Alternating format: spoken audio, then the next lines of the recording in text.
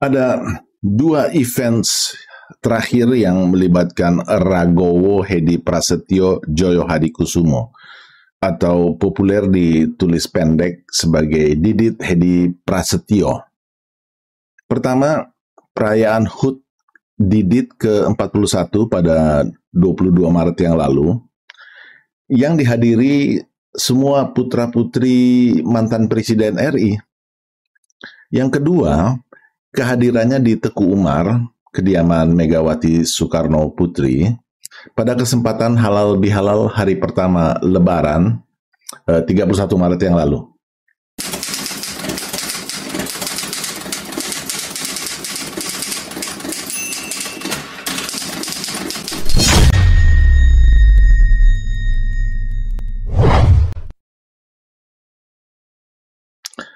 Banyak orang memuji dan menganalisis manuver politik Didit ini sebagai upaya menjembatani gap komunikasi antara pemerintahan ayahandanya, Presiden Prabowo Subianto, dan Ketum PDIP Megawati Soekarno Putri, yang sejak KPU memfinalisasi rekapitulasi suara pada 20 Maret 2024 tahun lalu, dan kita tahu sejak itu Pak Prabowo Subianto dan koalisinya langsung melakukan komunikasi politik untuk merangkul semua kontestan Pilpres, jadi kekuatan-kekuatan politik untuk bersatu dalam membangun Indonesia. Jadi sudah 377 hari lamanya upaya ini dilakukan, dan selalu dinyatakan oleh para politisi yang terkait dengan lobi-lobi itu, terutama politisi PDIP, sebagai atau dalam ungkapan pertemuan sedang diatur, atau tidak ada masalah antara Pak Prabowo dan Bu Mega, atau mereka akan segera bertemu. Ini sudah setahun lebih dan pernyataan para politisi itu belum bisa diwujudkan, belum terwujud juga. Para politisi memang tugasnya terus memberikan harapan. Anak sekarang bilang ghosters. Padahal keadaannya deadlock sebetulnya. Tetapi Anda dan saya tidak bodoh-bodoh amat, kan? In politics, it's about sinners judging sinners for sinning differently. Bahkan sampai minggu lalu, sehabis buka puasa bersama Presiden Prabowo Subianto di Istana Merdeka, Pak Jokowi sudah kembali ke Solo, menyatakan keadaan yang sebenarnya mungkin belum sekarang. Ini konteksnya menjawab pertanyaan para wartawan terkait rencana open house di Istana Merdeka pada 31 Maret kemarin itu bisa dihadiri oleh para mantan presiden. Jadi pertemuan para mantan presiden. Saya kira itu sebabnya Pak Jokowi tidak hadir di open house itu. Ini untuk membuka peluang atau memberi kesempatan kepada Ibu Megawati Soekarno Putri untuk bisa hadir di sana. Tetapi ternyata beliau tidak hadir juga, kan? Rencana pertemuan para presiden. Ya bisa saja, tapi kelihatannya kok nggak mungkin. Kenapa, Pak? Saya nggak tahu. Kalau kelihatannya kok. Yang kemungkinan nggak bisa datang siapa mungkin, Pak? Kelihatannya kok nggak mungkin. Udah. Kalau melihat hubungan anak-anak presiden kemarin yang sempat ketemu gimana, Pak? Ya positif, bagus. Putra-putri presiden, rukun-rukun, bagus. Tapi belum tentu orang tuanya.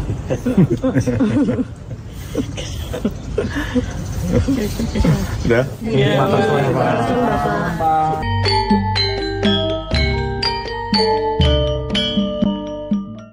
Ada dua akun IG milik Didit yang saya pantau. Akun pertama atas nama Didit Hedi Prasetyo. Nah, yang ini centang biru, 100% profesional sesuai profesinya sebagai couturier. Bahkan ada tautan ke websitenya. Di sini tidak ada sama sekali postingan terkait urusan di luar profesinya, tidak ada hal-hal yang terkait urusan politik. Akun kedua atas nama Ragowo Hedi Prasetyo. Nah, ini bukan akun centang biru, dan postingannya kebanyakan tentang kehidupan pribadi Didit, tentang ayahandanya dan ibundanya. Yang berbau politik seperti 2 events terakhir tadi yang viral, itu ada di IG story-nya yang tayang hanya 1 kali 24 jam, setelah itu hilang. Nah, IG story Didit ini juga tanpa komentar apapun dari pihak Didit. Yang kasih komentar justru pihak ketiga seperti netizen atau pengamat-pengamat politik, baik yang profesional maupun yang amatiran. Dari analisis kedua akun IG ini, jelas sekali Didit adalah anak baik yang berbakti kepada kedua orang tuanya. Kebetulan kedua orang tuanya sekarang jadi politisi papan atas. Tetapi dunianya bukan politik. Dunianya adalah soal couturier, di mana level Didit sudah kelas dunia. Bahkan brand sekelas BMW memanfaatkan otak kreatif Didit ini.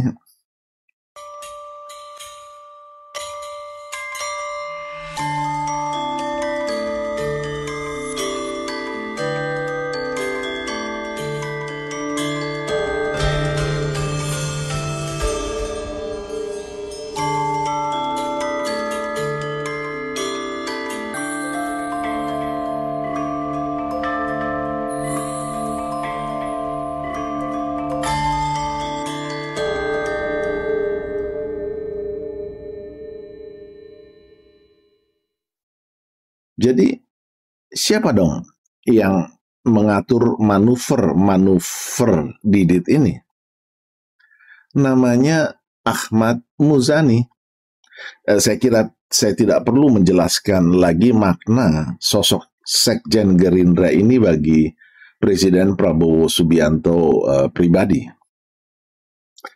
Itu sebabnya Muzani jadi ketua MPR adalah harga mati bagi Presiden Prabowo saat quid pro quo di koalisinya sedang berlangsung di tahun 2024 lalu.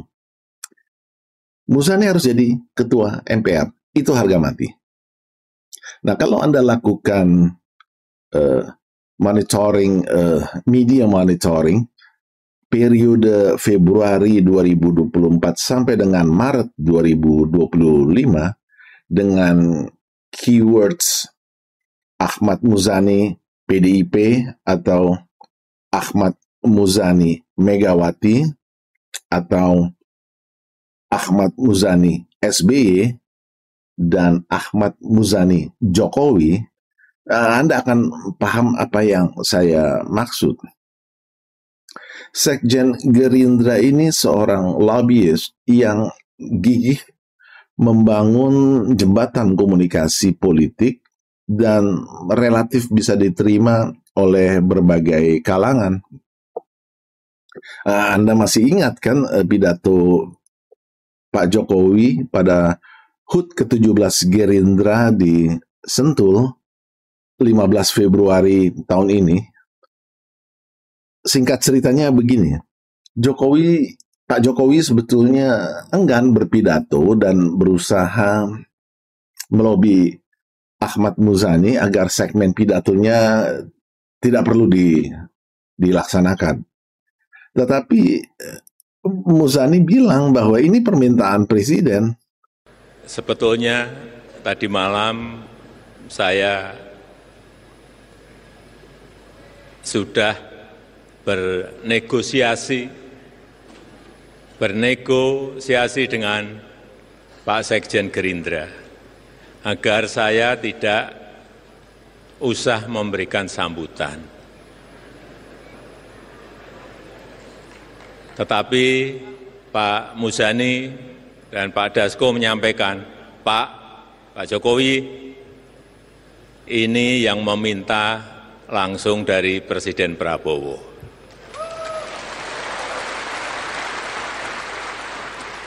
Karena yang meminta Panglima tertinggi, yang meminta Presiden Republik Indonesia, saya sampaikan siap, Pak.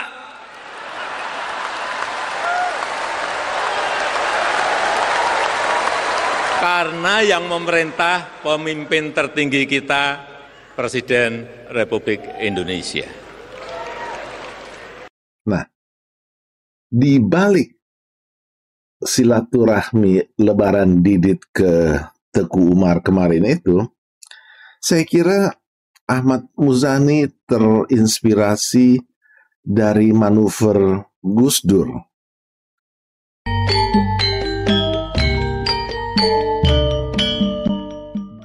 Kita kembali ke bulan Desember tahun 2004. Pada saat itu Presiden SBY baru 2 bulan dilantik sejak 20 Oktober tahun itu. Megawati baru kalah Pilpres dan hubungan Gus Dur Megawati sudah patah arang sejak kudeta di parlemen pada 23 Juli 2001. Ini di bawah orkestrasi Amin Rais yang berhasil melengsarkan Gus Dur. Kita semua sudah tahu kisah ini.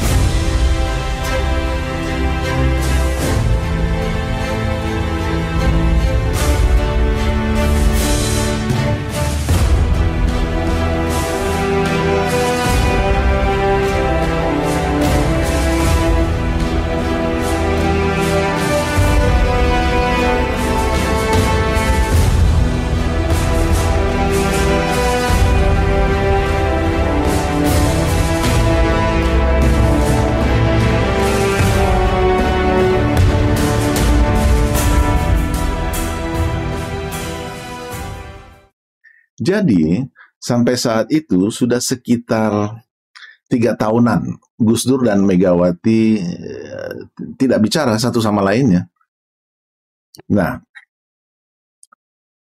kejadiannya tanggal 2 Desember 2004, itu hari Kamis, keluarga Gus Dur kaget setengah mati dan kurang suka, terutama Alisa dan Yeni, mendengar rencana bapaknya hari itu. Apa rencana Gus Dur? Malam harinya Gus Dur mau datang ke rumah Megawati Soekarno Putri di Kebagusan, Jakarta Selatan. Nah, seperti saya pernah kisahkan soal kunjungan Gus Dur ke Amerika Serikat tahun 99 yang dadakan itu, ini ada di Facebook account saya tulis. Nah, yang kali ini sami mawon, ya gaya Gus Dur lah. Sampai di depan pagar rumah Megawati, Gus Dur telepon. Mbak, lagi apa? Dalam bahasa Jawa tentunya ya. Di rumah Mas, jawab Megawati. Tolong bikinkan saya nasi goreng. Saya sudah di depan pagar rumahmu. Nah, cerita selanjutnya kita semua sudah tahu. Sampai Megawati melayat Gus Dur di RSCM, itu pada tanggal 30 Desember tahun 2009, hubungan keduanya sudah baik kembali. Jadi Gus Dur pergi relatif tanpa musuh politik. Ya, inilah sejarah diplomasi nasi goreng yang sampai saat ini belum berhasil dilakukan Prabowo Subianto sampai sudah setahun lebih ini. Nah, apakah strategi Ahmad Muzani di balik manuver Didit Hedi Prasetyo yang memfait accompli Megawati melalui jaringan persahabatan Didit dan anak-anak presiden, ini akan berhasil mewujudkan pertemuan Prabowo Subianto dan Ketua Umum PDIP itu? Ini pertanyaannya. Saya cenderung sependapat dengan political assessment Pak Jokowi, mungkin belum sekarang. Nah, saya kira Ibu Mega masih shock, masih terkejut. Ternyata anak sulungnya yang sejak tahun 2014 menjadi sekondan politiknya, akhirnya dipenjarakan juga. Well, actually, everyone in your life will have a last day with you. You just don't know when it'll be. Dan Megawati belum siap secara psikis soal ini, saya kira. Nah, kita tahu tone yang berkembang sekarang di publik itu dari salah Jokowi, sekarang arahnya ke salah Prabowo. Dari Salawi ke Salawo. Tapi saya akan bahas soal dinamika internal di PDIP ini pada kesempatan lain. It's more than just meets the eye. Kita ketemu lagi di edisi berikutnya. Terima kasih.